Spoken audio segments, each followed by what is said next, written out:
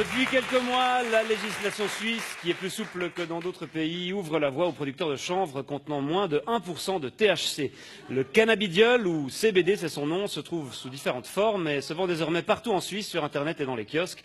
On va parler de cette version édulcorée du cannabis avec vous, Samuel Freudiger, bonsoir. Yeah, man, big up the man, gonna put you them from the Celestia the first. I and I, some fella got one the place, big up the man, called original Vega, brace up the fire. Wagwan.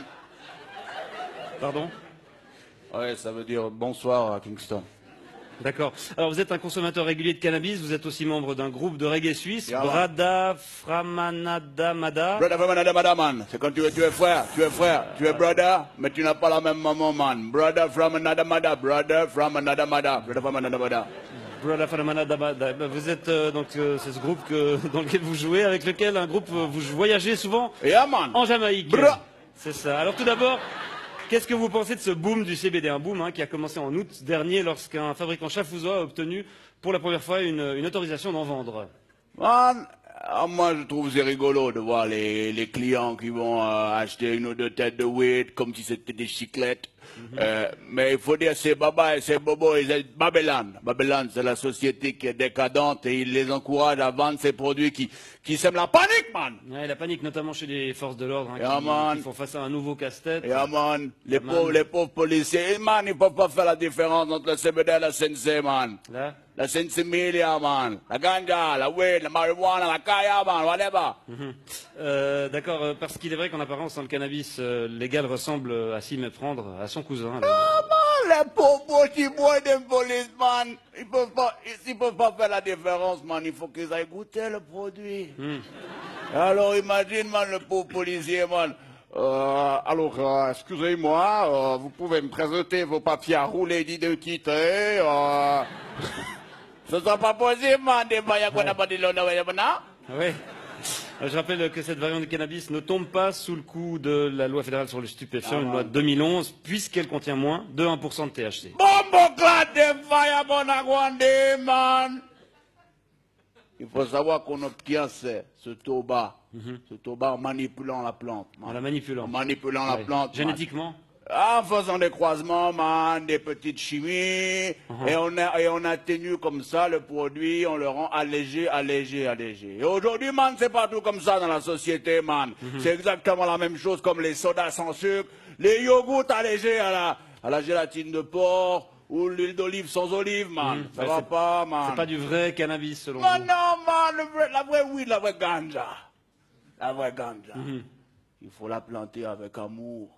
Il faut la faire grandir sous les incantations de Joe Rastafari. Et ensuite, il faut la récolter, la faire sécher, la fumer pure, sans tabac, man. Comme dans la chanson. Give me the weed, what ganja weed, bonabody, weed. Ah! Bon, naturel ou pas, le cannabis contenant un taux de THC élevé. Man. C'est quoi THC? Tétrahydrocannabinol, tétrahydro peut-être. Yeah, Cannabinol. C'est d'abord une drogue et contre laquelle les pouvoirs publics sont censés lutter, monsieur Freudiger. Et pourquoi, man, on ne pourrait pas lutter d'abord contre l'alcool, man? L'alcool, man. Interdire l'alcool, man! Qui est beaucoup plus additif et beaucoup plus dangereux, man. Bon, ça, c'est pas... C'est pas quoi? C'est pas ce qu'on dit. Man, il suffit de regarder l'expérience, man, des exemples qui sont tout autour de toi dans la vie, man. Si tu bois trop d'alcool, man, Ça va le coude. ça va nickel. Si tu bois trop d'alcool, man, tu vas commencer à dire des conneries. Ensuite, tu vas rouler des pelles à une inconnue. Ensuite, tu vas te battre. Ensuite, tu vas te retrouver tout nu dans la rue. Le sgeg galère. Tu vas te rebattre, tu vas tomber contre un trottoir, et puis après, tu vas tomber dans la mort du coma, man. C'est vrai que ça m'est déjà arrivé, cette Ouais, séquence d'événements.